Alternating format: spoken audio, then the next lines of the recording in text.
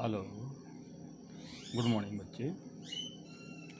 आज हम लोग इकोनॉमिक रिफॉर्म्स सिंस 1991 और न्यू इकोनॉमिक पॉलिसी NEP भी बोलते हैं, उसके बारे में डिस्कस करेंगे।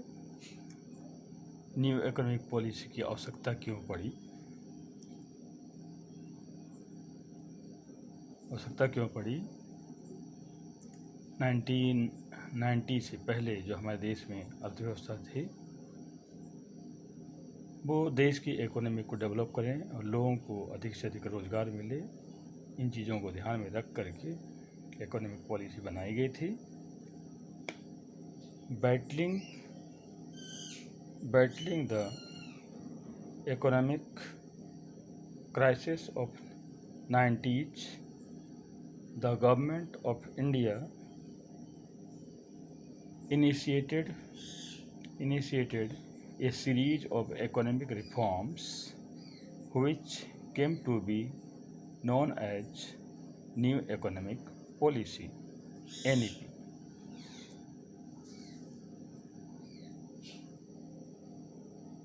नीड फॉर इकोनॉमिक रिफॉर्म्स, इसकी आवश्यकता क्यों पड़ी हमारे देश में?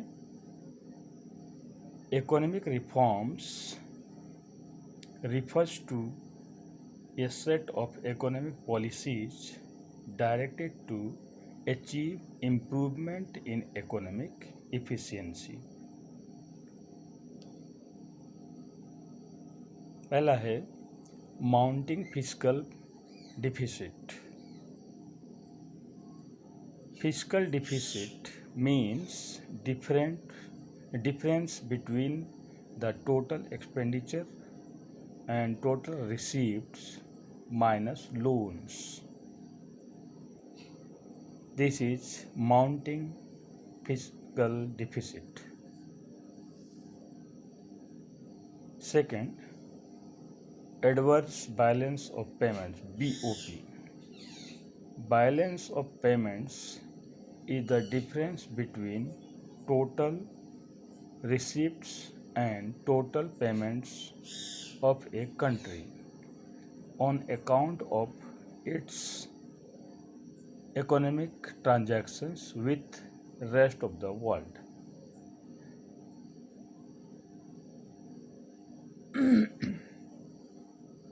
Third, Gulf Crisis. On account of Iraq War in 1990-91, prices of petrol shot up. India used to receive huge amount of remittances from Gulf countries in foreign exchange. Fourth point, why it is required, the economic reforms. Fall in foreign exchange reserves. India's foreign exchange reserves fell to such a low level that these were not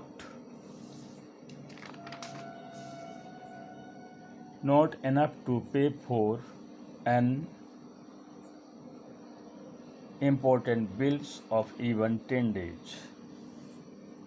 इतने कमी थे हमारे विदेशी मुद्रा भंडार हमारे देश में। पांचवा पॉइंट है, fifth point, rise in prices. Price spiral had assumed alarming proportions. At one stage, average annual rate of inflation was found to be 16.7%. 6 point, what is required? Economic reforms. Poor performance of PSUs, public sector undertakings. In 1951, there were just 5 enterprises in public sector in India, but in March 1991, their number rose to 246. Several thousand crores of rupees were invested in their growth and development. In the initial 15 years, their performance was encouraging, but thereafter, most of these started showing losses. Now, elements of NEP, New Economic Policy: liberalization, privatization, globalization. Now, liberalization of the economy means its freedom from direct or physical controls imposed by the government. Next heading: economic reforms under liberalization. First point: industrial sector reforms. First का A, abolition of industrial licensing. B,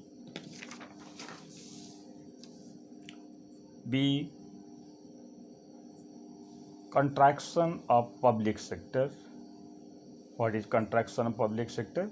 Under the new industrial policy, number of industries reserved for public sector was reduced from 17 to 8. C, de-reservation of production areas. De-reserved. Many production areas which earlier were reserved for small-scale industries have now been de-reserved. Next, D, expansion of production capacity. E, freedom to import capital goods. Capital goods means parts. Now, second point. First was industrial sector reforms. Second, financial sector reforms. Liberalization implied a substantial shift in the role of the RBI from a regulator to a facilitator of the financial sector. Third, reforms. Fiscal reforms. Fiscal reforms relate to revenue and expenditure of the government. Tax reforms are the principal component of fiscal reforms: direct taxes and indirect taxes. Now, fourth, reforms. External sector reforms. First, foreign exchange reforms, and second, foreign trade policy reforms. Now, next concept, privatization. Privatization is the general process of involving the private sector in the ownership or operation of a state means country owned enterprise.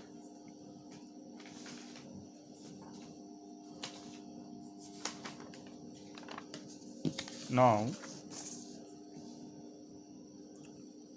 now investment.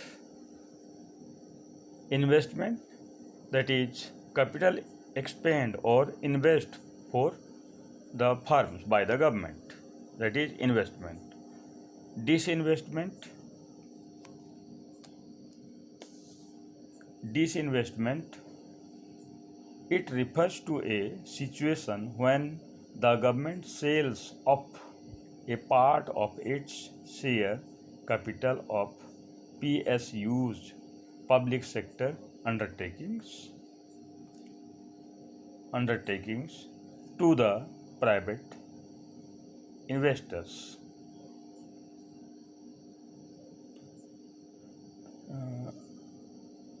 Now, one more concept term is Navratnas. In the context of PSU in India, Navratnas refer to 9 such profit-making companies which are compared with 9 courtiers in the court of King Vikramaditya, who were men of eminence and rare wisdom. Next term is Maharatnas. Maharatnas.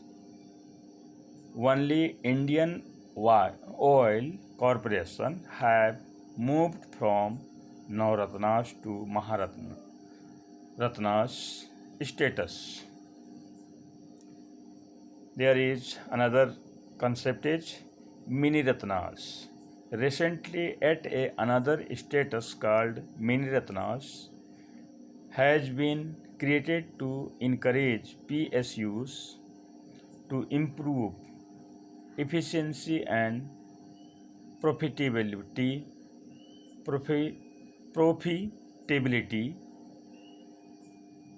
Now, next, globalization. Next term is globalization. Globalization may be defined as a process associated with increasing openness, growing economic interdependence,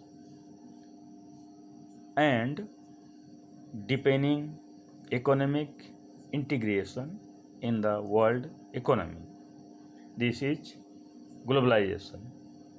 One more concept is there, outsourcing. It refers to a system of hiring business services from the outside world. These services include call centers, transcription, clinical advice, teaching, coaching, and the like.